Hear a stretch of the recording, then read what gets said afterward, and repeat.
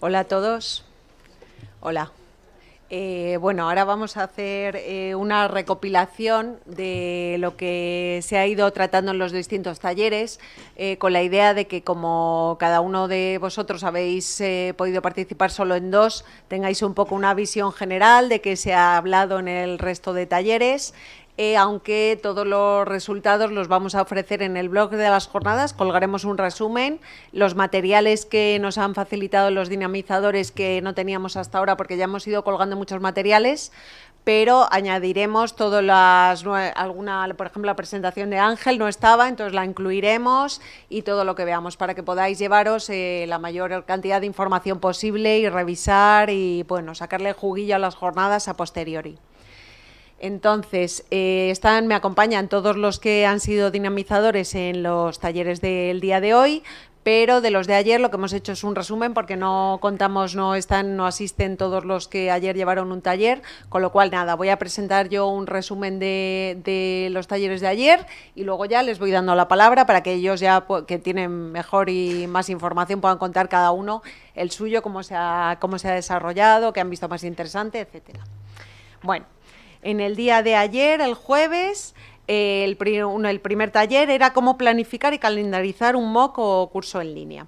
En este taller trataron, y lo primero fue que determinar que la fase crítica del MOOC en realidad tiene que ver con la planificación. En esta parte que muchas veces nos aceleramos y queremos llevar a cabo el proyecto, etcétera, etcétera, etcétera, no dedicamos el suficiente tiempo para que todo esté bien previsto y luego podamos obtener unos resultados más adecuados, ¿no?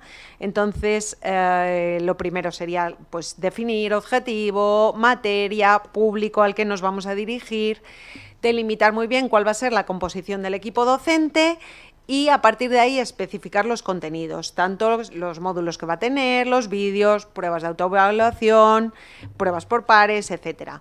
Y reflexionar mucho también, otra parte importante que consideraban es el diseño instruccional, lo llamaban, ¿no?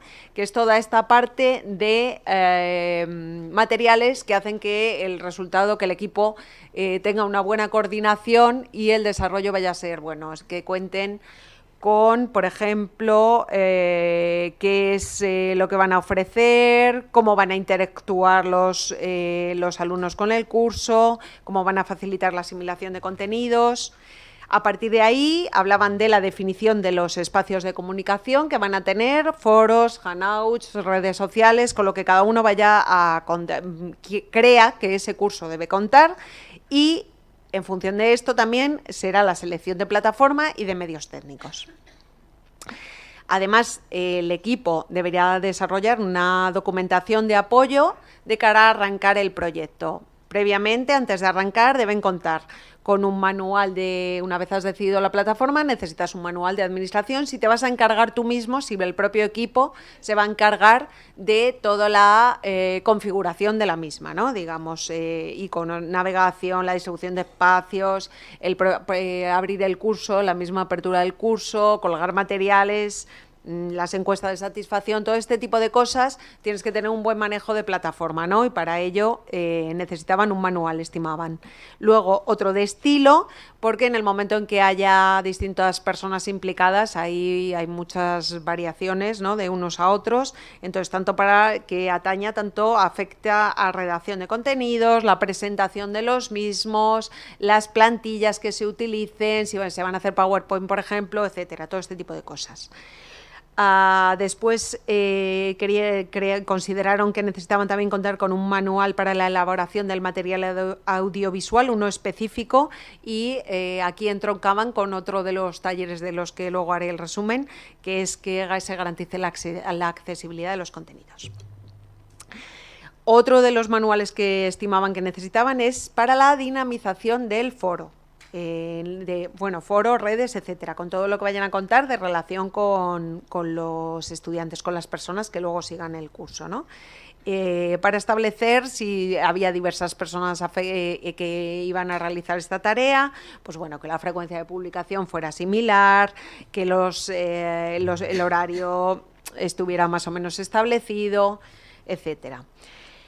Después, de cara al desarrollo cuando empiece cuando vayan a afrontar lo que es la elaboración de materiales, consideraban que previamente lo que tenían que haber hecho es un listado de los recursos que ya tenían disponibles, los propios o reutilizables de otros que pudieran. Como veis, los temas de los distintos talleres se van imbricando, porque aquí lo primero que se han planteado también es qué tenemos, qué reutilizamos, que era el tema de otro de los talleres.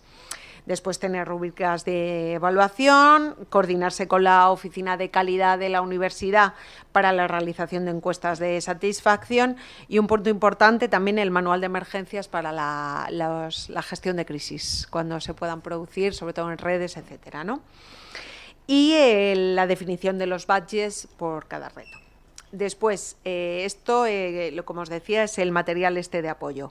Para la planificación y calendarización del propio MOOC, pues bueno, proponían el recurrir a herramientas de nuestro día a día, tipo Google Calendar, utilizar Doodle, también las alternativas dentro de las plataformas como pueda ser Moodle, según en función de la que cada uno vaya a utilizar, otras como Evernote, Trello, etcétera. Una vez han llegado al curso, una vez vamos a abrir el curso, el equipo que participó en este taller decían que lo fundamental que tendría que hacer es la función de dinamización, tutorización y luego supervisar la evolución, ¿no? El estar, pues esto, igual que hacían referencia a la gestión de crisis, tenemos que ir viendo lo que pasa para que aquello no se nos desboque, por decirlo de alguna manera. Y cuando finalice el curso, tenemos que evaluar los resultados de cara a la mejora para la siguiente edición, ¿no? En este caso, señalaban que habría que analizar el informe de encuestas de satisfacción, las preguntas que se hayan planteado en el foro, el informe de calificaciones, tasas de abandono y dónde se ha producido el abandono principalmente. Y otros datos interesantes serían también agradecimientos, quejas, sugerencias que hayan podido dejar las personas que han realizado el MOOC, así como cruzar las métricas demográficas que puedan tener, como ayer ya decía Jordi, todo el rastro que nos van dejando en la plataforma, en la inscripción, etcétera, etcétera, se podían cruzar con el tiempo de dedicación, las descargas, la interacción en redes sociales, para conocer mejor los problemas específicos que cada grupo puede presentar o sus demandas. El segundo taller era el taller de gamificación, de tipología de recursos y actividades, que creo que sí que están por los dinamizadores, los estoy viendo allí al fondo, con lo cual cualquier puntualización, si queréis mejorar el resumen, estaría muy agradecida. O sea, yo presento, si queréis, podéis venir cuando queráis. Bueno, entonces, se propuso en primer lugar por parte de los dinamizadores, no consideraban que el término gamificación fuera el más adecuado, sino que eran más partidarios de utilizar ludificación. Además, el grupo detecta que la dificultad de diseñar un curso con ludificación es bastante elevada y que en realidad las herramientas no es el escollo principal, sino que lograr, herramientas hay muchas, que lograr un resultado final eficaz es lo complicado. O sea, y esto afecta a otros factores diferentes a las herramientas. Construir el hilo argumental en realidad sería más complicado para dotar a todo el conjunto de una narración global. Una narración digital tiene una especificidad propia y tiene que conseguir que aquello enganche, ¿no? En este sentido, el trabajo previo de la guionización, igual que decíamos que la planificación hay que dedicar un tiempo a todo esto, en este caso la guionización puede ser clave para que el resultado sea satisfactorio. Desde la organización también, como veis, de nuevo se vuelven a cruzar los temas, porque nosotros pensamos, de hecho, que uno de los temas cruciales era esto y de hecho ha ido saliendo en distintos momentos en las jornadas, ¿no? La ponencia de Alicia Canellas espero que también dejará unas claves en este sentido que nos puedan servir. ya sabéis que los vídeos de todos los que son de presentaciones los hemos grabado, entonces los colgaremos todos en el canal YouTube. Cuando vayamos teniendo más material, os mandaremos a todos, a vuestros correos, una comunicación masiva, a todo, enviándoos, porque también hemos hecho fotos, queríais tenerlas. Bueno, os iremos mandando información para que podáis tanto revisar los vídeos como tener esta otra vidilla de las jornadas. A ver, luego vuelvo al taller de gamificación y lo que hicieron fue trabajar en distintos ejemplos de actividades lúdicas que se podían aplicar a la formación que se realiza desde la propia biblioteca. Y, por ejemplo, uno de los casos que tomaron fue la visibilización de los investigadores. Este parece que resultó especialmente exitoso y el equipo trabajó sobre este tema ofreciendo un título a la actividad formativa que sería Doctor en Alaska. Consiguió desarrollar, el éxito fue que por lo visto consiguió desarrollar, me gustaría que nos lo contaran los participantes porque me parece muy interesante, un hilo argumental completo y impactó al resto de los participantes del taller. Otro ejemplo fue el del apoyo a la realización del TFG que realizamos las bibliotecas, pues el grupo enfocó este caso como la elaboración de un viaje, en el que sería preciso preparar primero el destino o tema, después la maleta en la que habría que meter la bibliografía, la propiedad intelectual, las distintas fuentes de información, etc. No sé si desde allí algo añadimos, ¿no? Si queréis os pasamos el micrófono, ¿no? ¿Sigo? Bueno. Venga, pues nada, el tercer taller era el de materiales audiovisuales, cuándo aprovechar y cuándo crearlos de nuevo. En este caso, entrocamos con el primero, que fue lo que decían de tenemos que ver qué tenemos, ¿no?, en batería. Y ellos parten primero, era plantearnos si realmente nuestro contenido necesita un vídeo. O sea que a lo mejor no es el caso. Lo primero es, vemos nuestro programa, vemos nuestro tema y si realmente aquello demanda o no un vídeo, porque en muchos casos decían tenemos asociado el MOOC directamente al formato vídeo, pero no hay una correspondencia directa entre uno y otro. Entonces, una vez vemos si queremos que aquello sea un vídeo o no, o si nuestro MOOC va a tener otro tipo de formatos, el número irá en función de la disciplina, como os digo. En la realización de los vídeos, ¿qué recomendaciones? Bueno, una básica y clarísima, ¿no? Evitar la grabación de vídeo doméstico. Sobre todo, más que muchas veces por la calidad y la imagen, se señalaba que puede dar particularmente los problemas de audio, que muchas veces cuando estamos recurriendo a nuestros medios así autónomos y tal, nos puede parecer que no queda mal, pero luego en cuanto que lo ponemos, o sea, es muy difícil. El audio habría que limpiarlo, mejorarlo, en fin, es complicado. Es verdad que en este caso estábamos muy condicionados, en muchos de nosotros, por los recursos que cada uno disponemos en nuestra institución.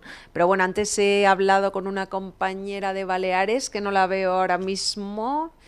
Ahí está, que me ha contado, es un caso que afecta a los dos puntos que han señalado hasta ahora, porque ellos han realizado un MOOC que es sobre las nuevas reglas de catalogación, que suena así como raro. Entonces, ¿verdad? A mí es que me parece un caso, o sea, tengo mucha curiosidad por verlo. Entonces, claro, habría varias cosas. Ellos no tienen todo vídeo y han hecho muy bien porque se han planteado esto, lo que decían, no todos los formatos necesitan una correspondencia directa a vídeo, ¿no?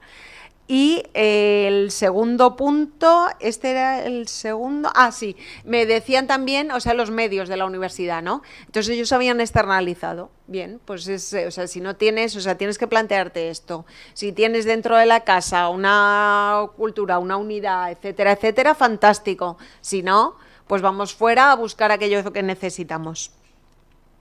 Después, en el taller de materiales audiovisuales, también trataron la cuestión de los derechos de autor y la explotación de contenidos en la universidad. Nos decía Ángel que existe un debate sobre si los contenidos que los docentes producen pueden ser utilizados libremente por la institución o no, pues existe un límite en este derecho de uso. Entonces, bueno, depende mucho, parece, de la relación contractual entre ambas partes, o sea, no hay un formato único para todos nosotros, ¿no? Y por último, concluyeron sobre el tema de reutilizar o no. ¿Qué es lo que tenemos en qué fijarnos, ¿no? Para ver si reutilizamos o no? Pues claramente 2 puntos. La obsolescencia técnica y los contenidos desfasados. O sea, podemos encontrarnos con que el vídeo de realización está perfecto, pero que se nos quede atrás porque hay una nueva versión de X, ¿no? Bueno, pues en estos casos nos decían que hay que ver mucho en qué parte los contenidos se han quedado obsoletos, porque puede ser que sea una mínima parte dentro del vídeo y entonces sí que lo que nos compensa es simplemente este cambio que ha habido, se regraba y hacer un montaje y no realizar el vídeo completo desde cero, sino reutilizar la mayor parte y insertar aquella que ha quedado obsoleta con la nueva grabación.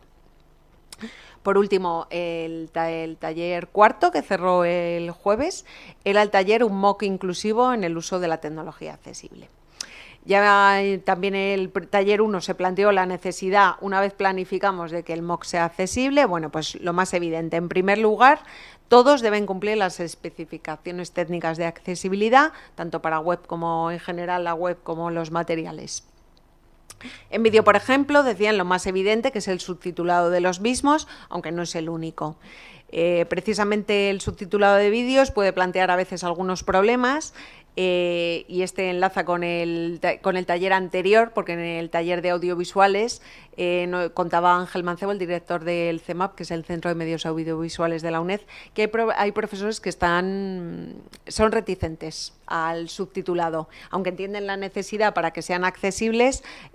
Parece que han tenido algunos problemas de plagio, han detectado que el subtitulado hace que facilite el plagio, ¿no? Entonces, bueno, estamos ahí ante la obligación casi de tener que subtitular y, bueno, las reticencias personales con las que nos podemos encontrar de algunos docentes. Por otra parte, resaltaban mucho la necesidad de que la accesibilidad no se delegue en una unidad específica de las que todas las universidades solemos tener, sino que es una cuestión transversal de todos y con la que debemos comprometernos cada uno y no confiar en que ya la unidad se encarga, ya mirará, etcétera. Debemos pensar siempre de que es desde la óptica de que los contenidos deben llegar a todos los potenciales usuarios y no limitar el aprendizaje poniendo nosotros barreras de acceso. Después también resaltaban que pensamos en discapacidades, cuando pensamos en discapacidades siempre lo hacemos en barreras físicas o sensoriales, ¿no? Pero que existe también la discapacidad, por decirlo de alguna manera, tecnológica, aquella que comúnmente llamamos la brecha digital, ¿no? Y bueno, pues la brecha digital debemos planteárnosla tanto, bueno, no tanto en nuestro caso, como se entiende a veces, que es el acceso a los medios, que eso, bueno, más o menos en el ámbito hacia el público hacia el que nos dirigimos no sería tanto el problema, sino la capacidad tecnológica que tiene para cada uno para desenvolverse, sacarle rendimiento, la agilidad, los tiempos, etcétera, ¿no? Después, comentaban que las universidades deben perseguir también una adaptación personalizada de lo que necesita cada estudiante, adaptar la tecnología realmente al estudiante, o sea, customizar, a eso que llamamos más, utilizamos el término de customizar, por decirlo de alguna manera, ¿no? La tecnología. Y por último, recalcaron la necesidad de incluir metadatos sobre accesibilidad en todos los recursos. Con esto entonces he terminado el resumen de los 4 talleres del jueves. Entonces pasamos a los de... Tenemos hasta las 2, sí. Ahora mismo son la 1:20, o sea, nos quedan 40 minutos, con lo cual 10 minutos cada uno de resumen tenéis. Primero paso a Catalina, que era el primer taller de hoy. Lo sigo la numeración, aunque se realizan simultáneamente, solamente por tener un orden. Catalina ha dinamizado el taller de evaluación de la calidad pedagógica. Bueno, pues buenos días. Creo que nuestro taller, supongo que como casi todos, ha sido intenso y extenso. por una razón que es bastante lógica, yo creo, porque cuando valoramos la calidad de un curso, pues lo que hacemos al final es evaluar casi todo lo que se ha visto en las jornadas. Por lo tanto, todo lo que ha dicho Beatriz y todo lo que se ha hecho, más otras cosas que probablemente no están aquí resumidas, pues las hemos de alguna manera mencionado y trabajado en el taller, porque lo que estamos viendo es valorar por qué consideramos o cuáles son los indicadores que nos dicen que un curso es de calidad. Y entonces tenemos que trabajar sobre casi todos los puntos que se han dicho. Por lo tanto, ha sido intenso y extenso, y bueno, pero creo que lo hemos resuelto bastante bien, y aunque son los participantes los que deberán decirlo.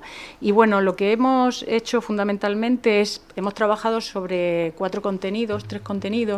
Hemos visto qué es eso de la calidad pedagógica, hemos visto también algunos de los modelos e instrumentos que existen para la evaluación de la calidad pedagógica de un curso MOOC. Hemos visto que no hay un consenso, no hay un único modelo, hay diferentes autores, por lo tanto hay diferentes criterios.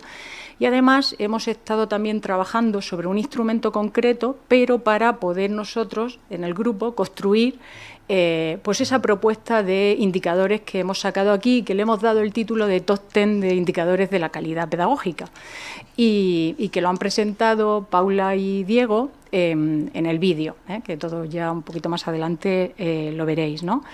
Por resumir, porque sé que también estamos cansados y somos muchos en la mesa, pues a lo mejor destacar 2 ideas, ¿no? Hemos trabajado sobre cuáles podrían ser los pilares de la calidad pedagógica, y hemos visto que si analizamos los distintos modelos, pues hay como, aparecían como unos 4 pilares que podían ir dirigidos, orientados a trabajar todos los temas de planificación y diseño. El segundo era relacionado con todo lo que eran los contenidos, la elaboración, la producción, la utilización, con todos los criterios que además ha estado comentando Beatriz. El tercero estaba relacionado, y es algo muy importante y donde hemos visto muchas carencias, y las investigaciones científicas así lo están también evidenciando y mostrando, es en el desarrollo de actividades y tareas que hagan que realmente se produzca el aprendizaje, porque no por tener los contenidos se produce un aprendizaje. Igual, por la misma razón, y además ahora que estamos en biblioteca, uno por entrar a una biblioteca no aprende, ¿verdad?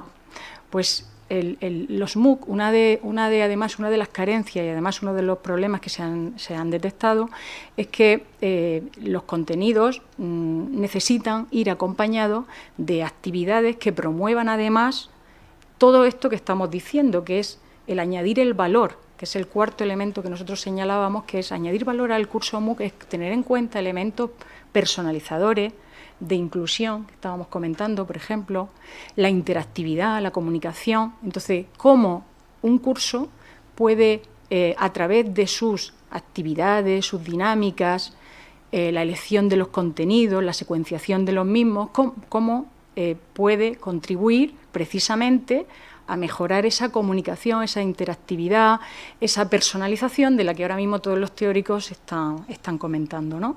Entonces, habría que trabajar un poco sobre esos puntos. Por lo tanto, diseño, planificación, contenido y todo el tema de actividades, tareas, porque existen datos que nos están diciendo que hay muy poca variedad, por ejemplo, en las actividades, tanto de evaluación como en las tareas.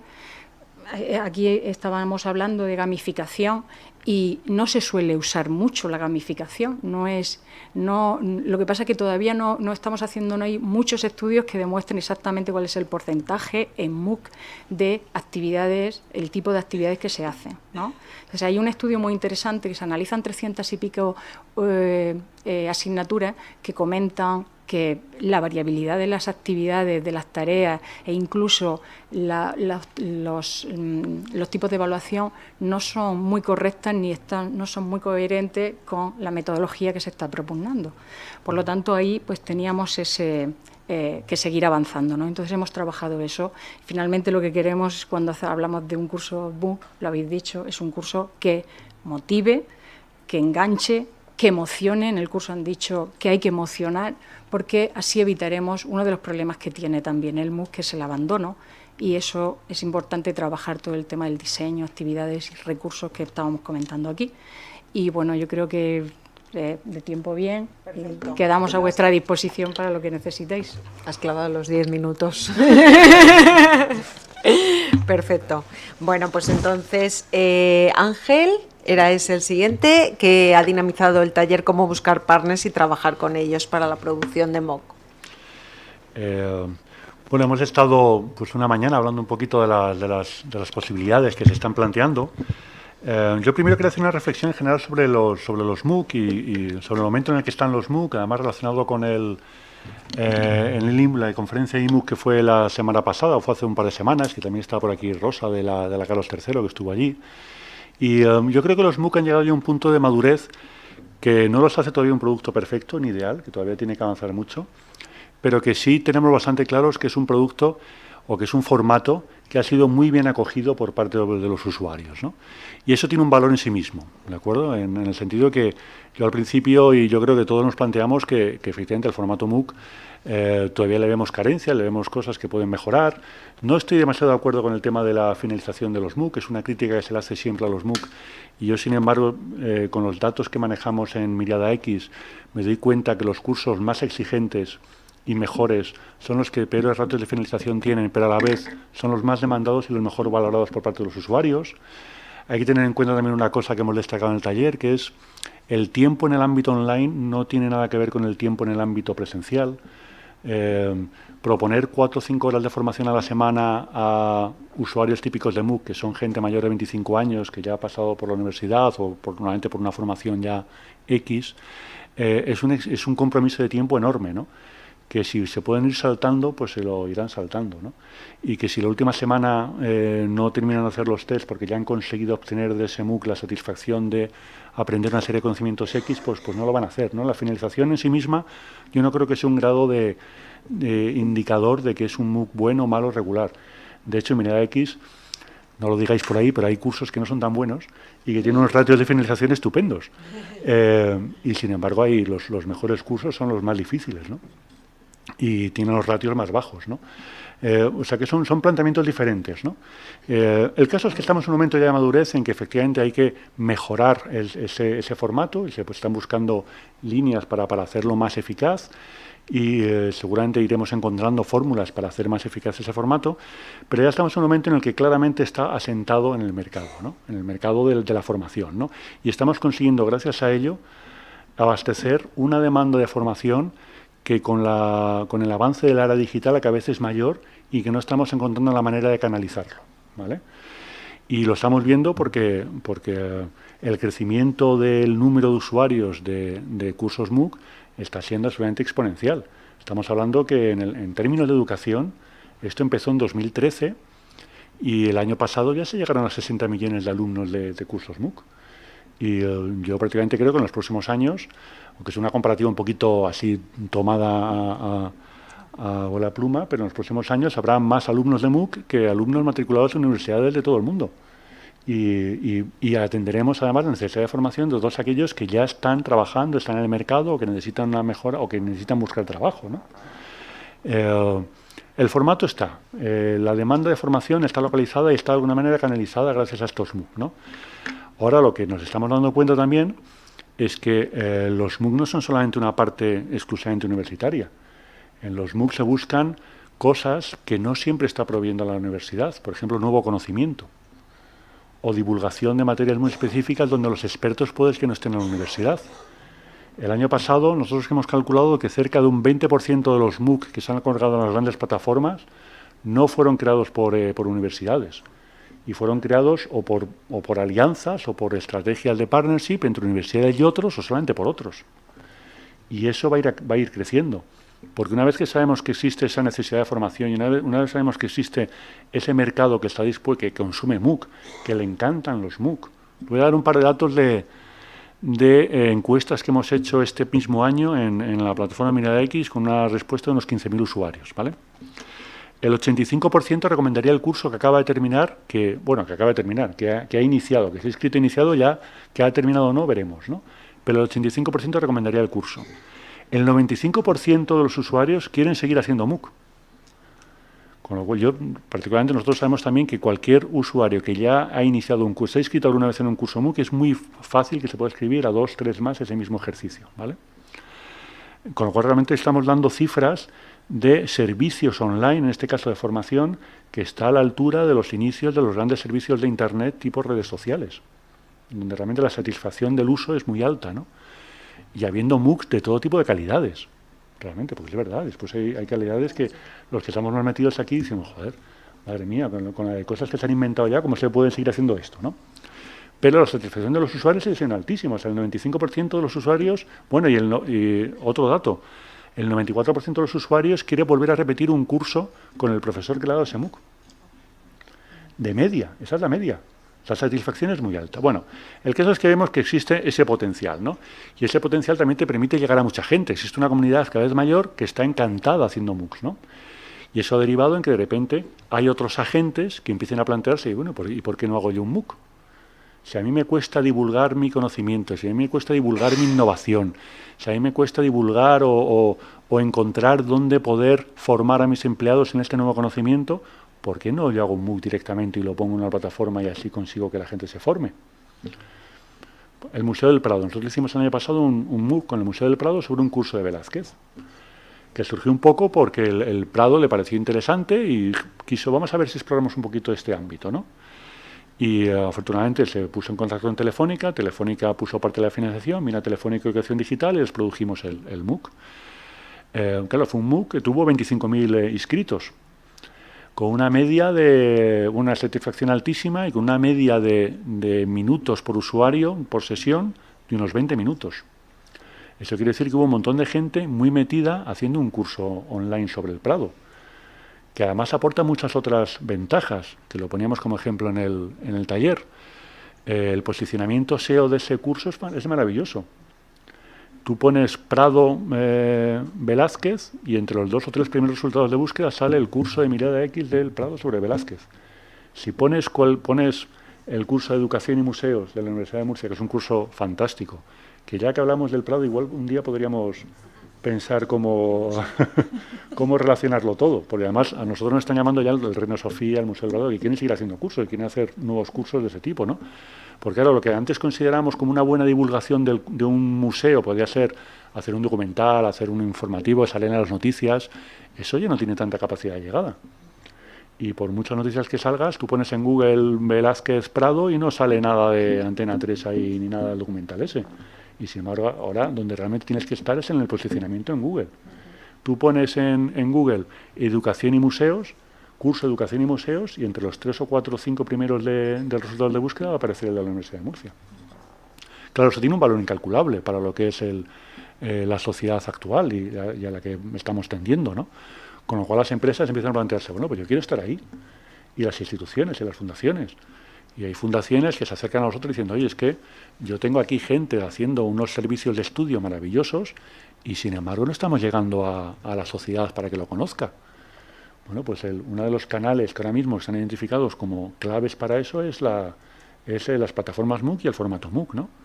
Y las empresas, oye, es que necesito gente que sepa de Big Data o gente que sepa sobre ingenieros que sepan cómo construir coches sin conductor. Y eso ya hay plataformas que están desarrollando cursos MOOC exclusivamente con empresas.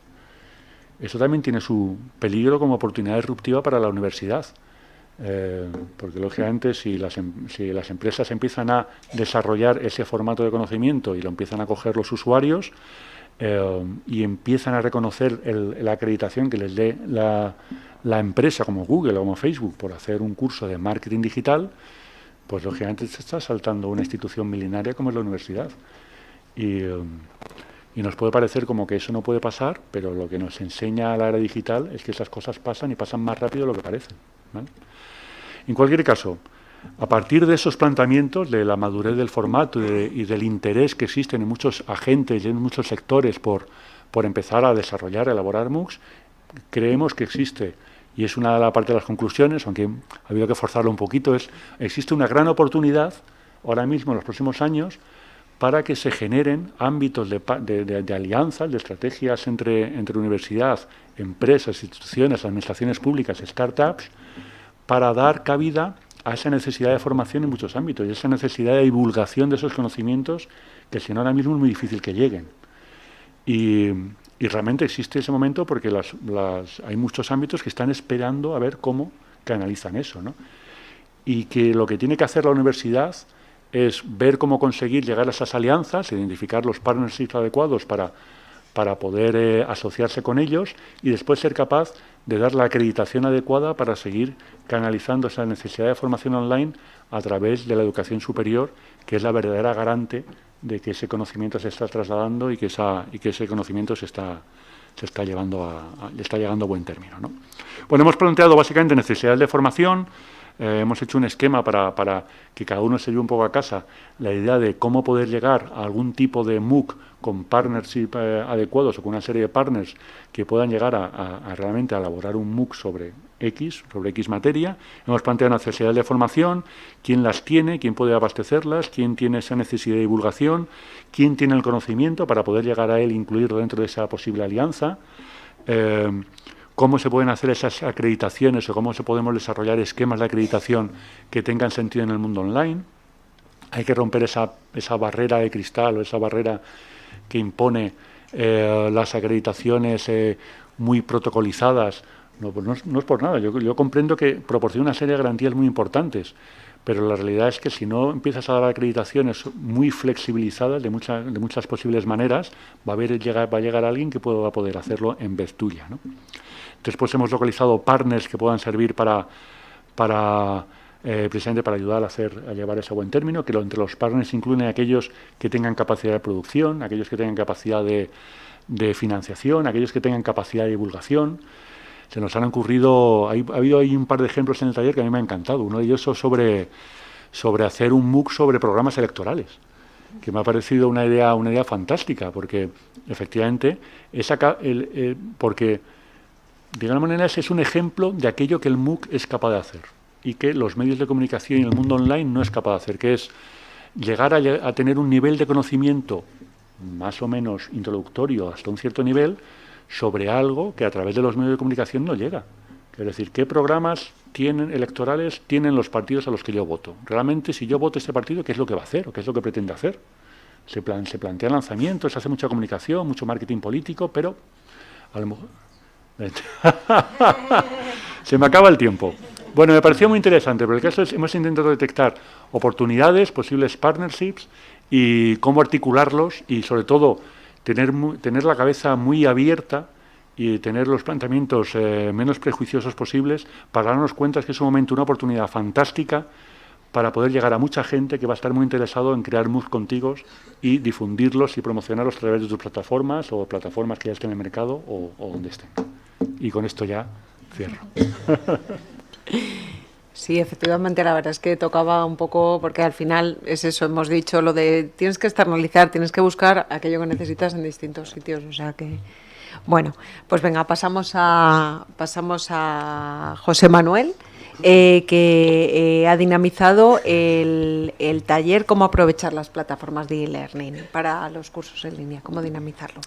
Bueno, bien, lo primero que tengo que decir es que, como pueden ver, en el título del taller no se mencionan los MOOCs, con lo cual hemos aprovechado esa circunstancia para no hablar de los MOOCs. En primer lugar, porque nosotros no trabajamos MOOCs, con lo cual no tendría sentido que habláramos de cosas que no conocemos. Y en segundo lugar, porque entendemos que bastantes de las herramientas que se usan en plataformas de e-learning, que no son los MOOCs, son aplicables también a los MOOCs. Con lo cual, ya después cada uno que elija la que quiera, ¿no?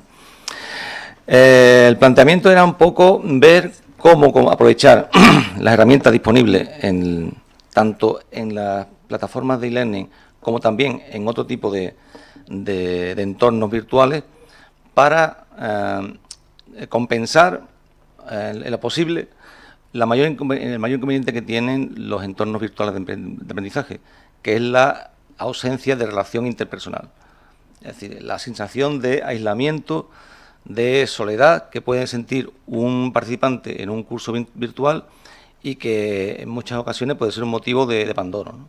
Es decir, el hecho de que cuando uno está en un curso virtual, no es como cuando está en una aula presencial en el que está rodeado de personas con las que interactúa, con las que comenta, cuyas caras ve, con quien sonríe, que son elementos fundamentales para una persona. Es decir, somos seres sociables y nuestra actividad necesita casi siempre estar rodeada de otras personas, ¿no? Entonces, ¿cómo podemos evitar eso en los entornos virtuales? Pues disponemos de herramientas. Entonces, lo que hemos hecho, hicimos una presentación breve de las características de las distintas herramientas que existen, tanto dentro de las plataformas virtuales, centrándonos en la plataforma Moodle, que es la que nosotros conocemos, pero también sabemos que, en general, todas las plataformas de e-learning comparten las mismas características, más o menos.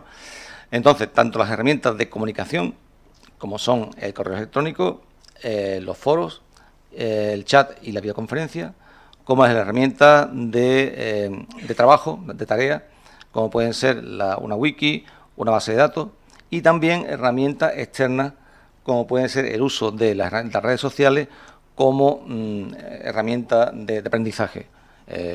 Facebook, Twitter, ese tipo de redes. Entonces, bueno, el desarrollo del taller consistió fundamentalmente en que los distintos grupos en los que organizamos a los participantes discutieran desde su experiencia que puede ser como tutores o como participantes, como alumnos en cursos virtuales, ventajas e inconvenientes de cada una de esas herramientas. ¿Qué posibilidades tiene positivas? En cómo pueden servir para fomentar la interacción entre los alumnos y conseguir la creación de una comunidad de aprendizaje, que al fin y al cabo es lo que impulsa el aprendizaje en cualquier entorno, tanto presencial como virtual. Entonces, cómo conseguir que los distintos participantes en un curso virtual interactúen entre ellos, tanto comunicándose como trabajando, realizando tareas.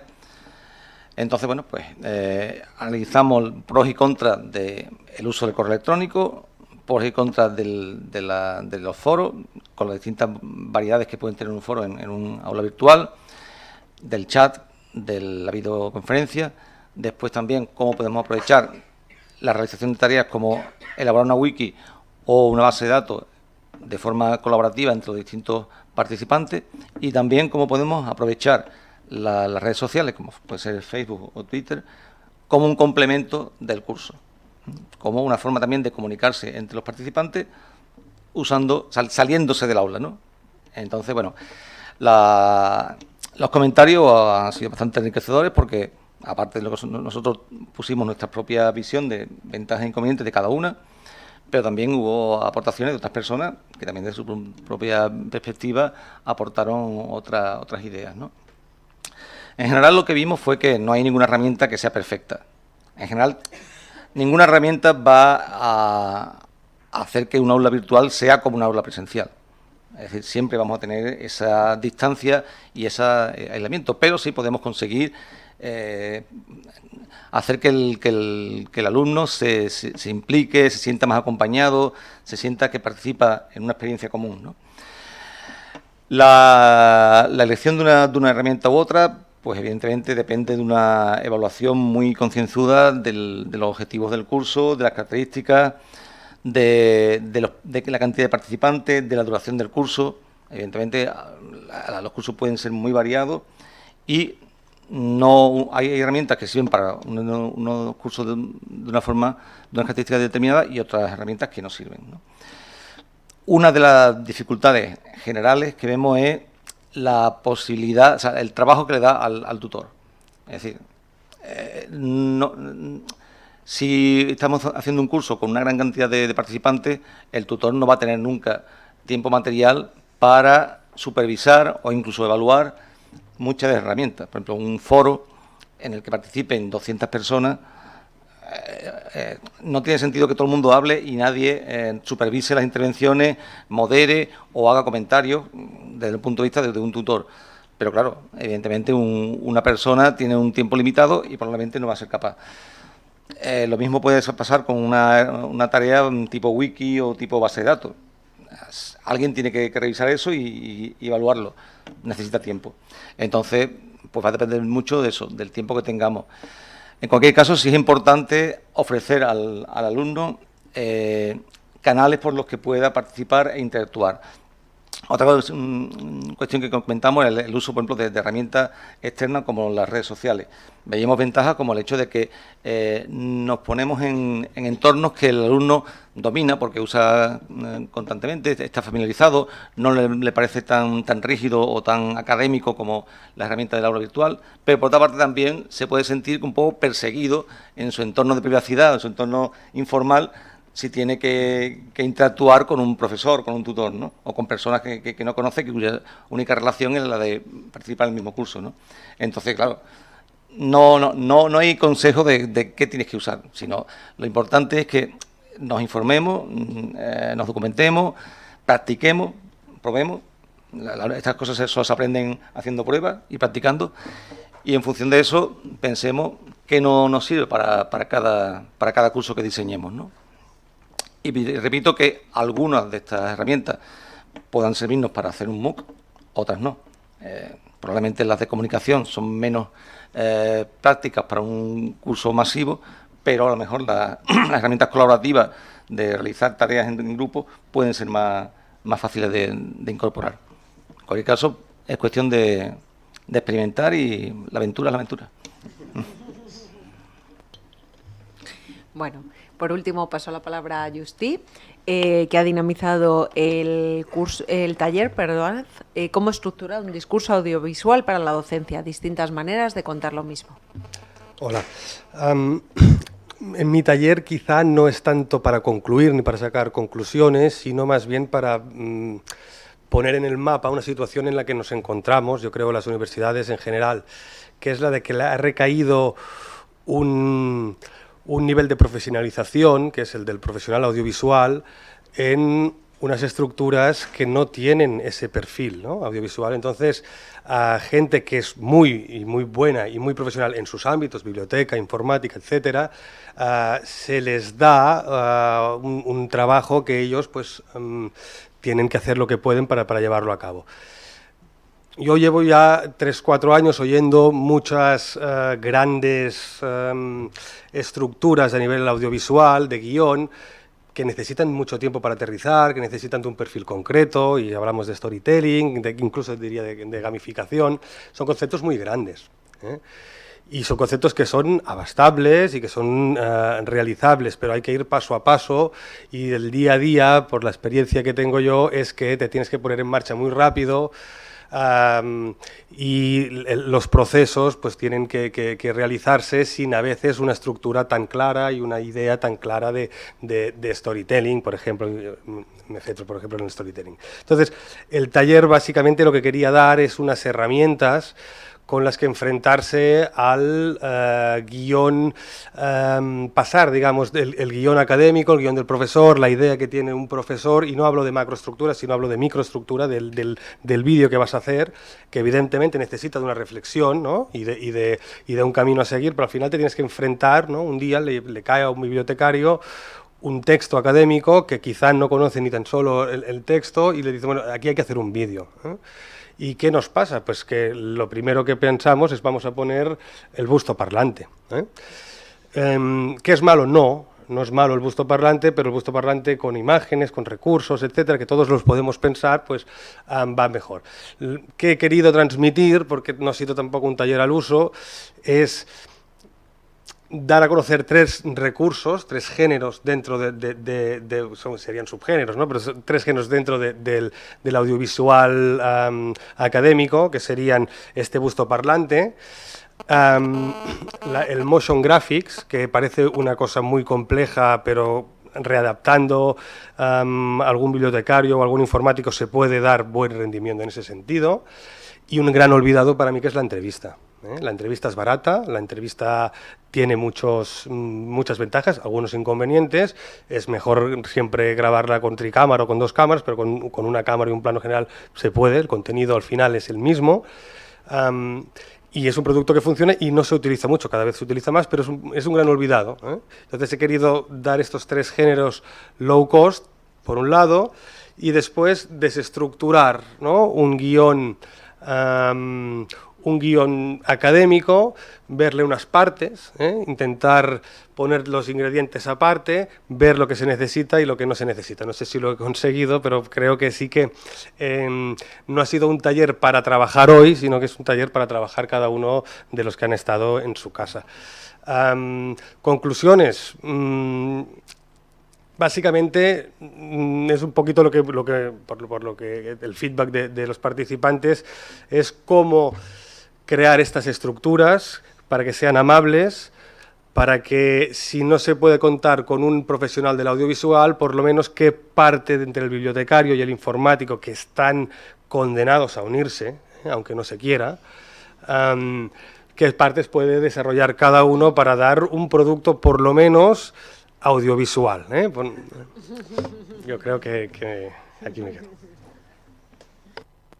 Bueno, pues muchas gracias. No sé si tenemos un par de minutos, no sé si alguno queréis intervenir, hacer alguna pregunta ahora que tenéis aquí a los dinamizadores.